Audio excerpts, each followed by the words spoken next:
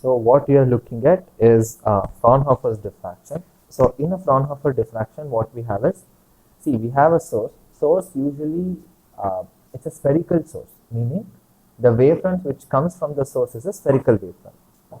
Now, to make it a planar wavefront, we put a length L1, so we get a planar wavefront. So let's say it's incidenting on the slit AB. Now, AB should have a distance or the size. Let's say the size of AB is A. Okay, so AB is A. Now, what we have is, let's say the center of this is C. If suppose the diffraction was not happening, it should have come and it should have concentrated at point O. Since diffraction happens, what happens is we get different types of bright and dark fringes, correct? Okay, now, so light is getting diffracted. So let's say all the diffraction angle what we have, let's say this is angle theta. Even this will be theta, this will be theta. Correct? All the three angles will be theta, theta, theta. So all the light wavefront, they are concentrating at point P. Now what we do is, from this particular point A, we draw a perpendicular onto the ray of light. Okay, so it's a perpendicular, so this angle is 90. Okay, now we have to name that point. Let's call that point as N. So we have triangle ABN. All right. Now, one more thing is, see, point P is on the screen and point O is basically the central maximum. Right. So let's say OP distance is some distance y, and we have a screen, correct? So let's say this distance is D. Okay, so what we have is, so we have OP value to be y, and see OC, this CO or OC, that is basically D. So we have OC is equal to D. Now these are the known things whatever we have. Okay, now let's come back to triangle ABN.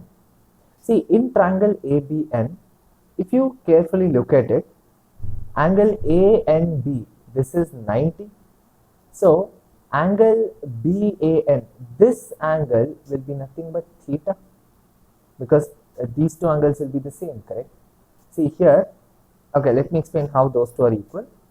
See, AB is the slit and this is the ray of light which is going perpendicular, correct? So that's total angle is 90, right? Now AN is perpendicular to the ray of light, so that angle has to be 90. So if the ray of light is making an angle theta, then even BAN should also be theta, correct? Right? So we got this angle as theta. Okay, now what we do is we have to look upon how to mathematically formulate the diffraction pattern, meaning if what is the path difference, then what type of fringe we are going to get. Is it a dark fringe or is it a bright fringe? Now you guys already know that here the sizes, the patterns is bit different from interference, correct? So we have to look at, are we looking at the first secondary minima or the first maxima or the secondary maxima, like this? At point P, what is going to be the pattern of the fringe? Okay, so let's start with the mathematical part. Okay, now for this, see, what we have to consider is, consider triangle A and B, like what we had constructed. Now in that triangle A and B, now we have BN divided by AB, that will give you sine theta, or BN is equal to AB sine theta. Now why are we considering BN? Because see, BN is basically the path difference where the light will take some time to reach point P, correct? Because if you look at the figure, from point A to P and from B to P, there is a small path difference. That's basically BN. So if we need to have basically a bright fringe or a dark fringe, everything depends on the path difference Bn, correct?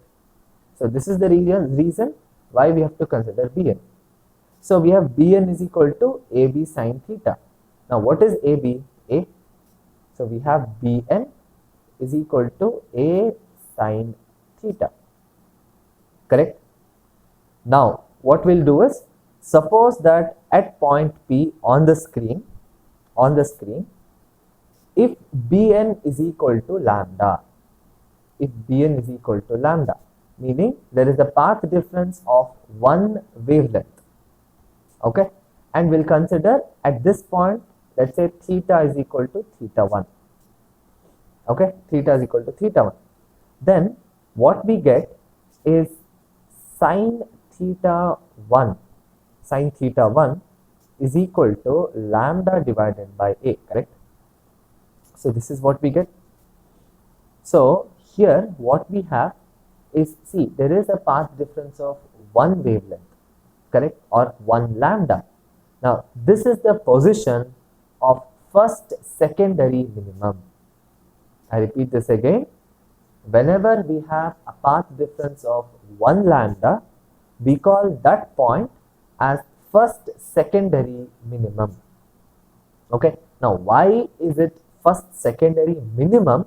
Because see, if the slit is assumed to be divided into two equal parts, okay, two equal parts like what we have, then wavelets corresponding from the 2 points, that is from point A and point B, will have a path difference of lambda by 2, correct? So two equal parts, so the path difference would be lambda by 2. So since they have lambda by 2 and lambda by 2, if there is a crust, then there will be a trough, correct? So we are going to get a minimum. This is the reason sine theta 1 is equal to lambda by A. This is what we call as first secondary minimum. So this is first secondary minimum. Okay, so far so good. So this is what we have.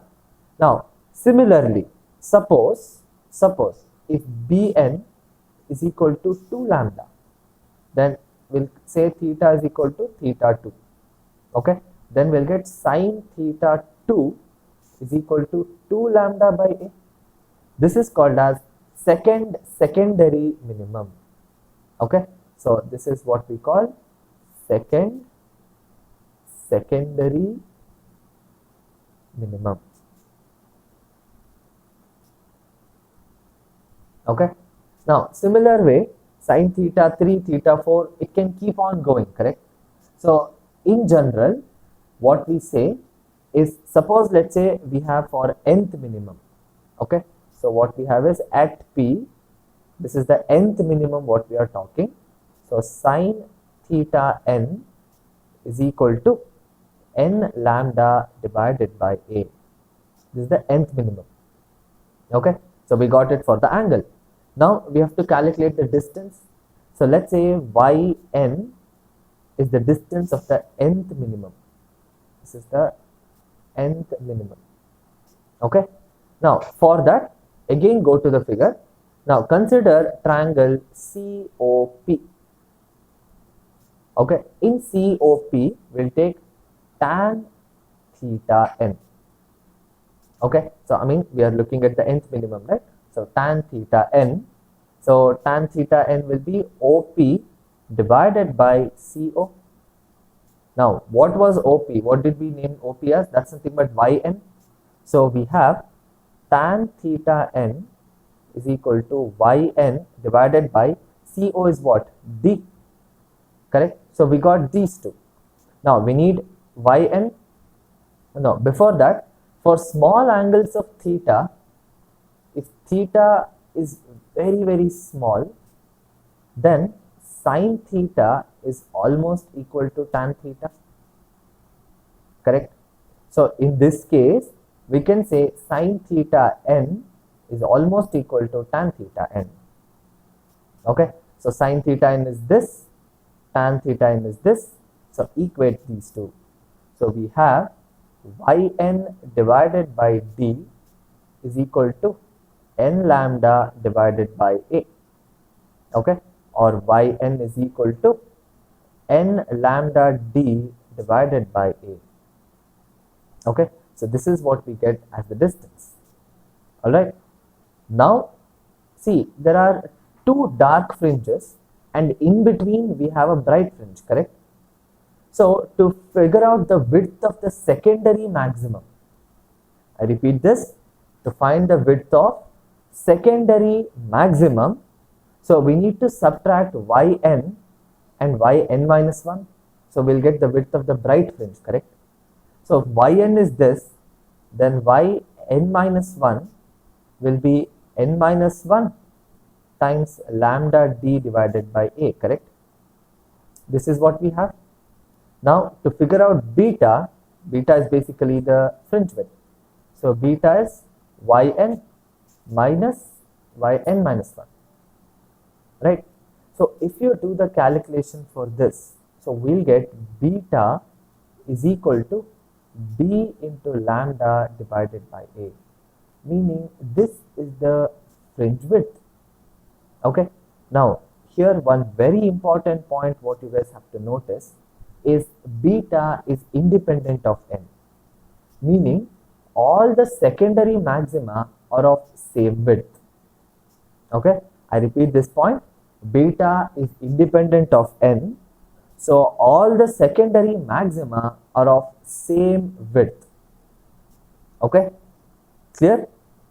Okay, now we got it for all the minimum points. Now we are going to do the same thing for maximum points, okay, meaning we are having a bright fringe, okay. Now for this we need to have the path difference, that is bn, to be an odd multiple, correct? So we'll start with 3 lambda divided by 2, okay. So 3 lambda divided by 2a, because lambda by a, but in this case lambda is 3 by 2 lambda, so 3 by 2 lambda divided by a. So we will get same again, theta is equal to theta 1, so sine theta 1 is equal to 3 lambda divided by 2a, correct? Okay, now what we have is this point is what we call as first secondary maximum.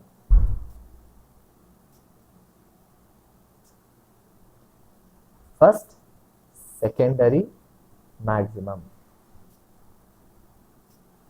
Alright, similar way, if the path difference becomes 5 lambda by 2, then we have, so bn is equal to 5 lambda by 2, then we have theta is equal to theta 2, then sine theta 2 is equal to 5 lambda divided by 2a. This is what we call as secondary maximum. This is secondary maximum. Alright. So similar way we need to calculate for the bright fringe, the nth bright fringe, correct? So in such case what we say is sine theta n is equal to 2n plus 1 into lambda divided by 2a, okay. So this will be the angular distance or the angular radiance for the nth bright fringe, okay. We need to calculate the distance now, similar as to what we did before. So we have yn, so again we have to take yn to be the nth distance, the nth bright fringe. So if yn is the nth maximum, again we take COP triangle. So in triangle COP, again tan theta n is equal to yn divided by d. For small angles we have sin theta n is equal to tan theta n, correct? Again equating those two, so if you equate those two and if you simplify, so what we'll get is we'll get yn is equal to 2n plus 1 into d lambda divided by 2a, okay. So this is the distance of the nth bright fringe from the central maximum. Alright, now again we have to calculate the fringe width, right? Here yn, same again, yn minus 1. So yn minus 1 will be, see, it is 2 times n minus 1 plus 1, correct? Which will be nothing but 2n minus 1. So we have 2n minus 1 into d lambda divided by 2a. Again, beta will be yn minus yn minus 1. Now, here beta gives us the width of the secondary minimum. Okay. Now, again I'll repeat this. Beta here gives the width of secondary minimum because there is one dark fringe between two bright fringes. Right. So, if you do beta here again, so we'll get beta is equal to d lambda divided by a. So, this is what we are going to get. Now, if you look at this, beta is independent of n, correct? Meaning all secondary maxima or all secondary minima are of the same width here. Okay? So, in a diffraction pattern, all secondary maxima and all secondary minima are of equal width. Okay? So, this is the theory of diffraction. How sine theta comes and what triangles you have to take, and then using which triangles what you are going to get, because if you take ABN triangle you will get the path difference, but if you take triangle COP you will get the distance of the nth fringe. Using those two we figure out whether we get a bright fringe or we get a dark fringe in a diffraction pattern.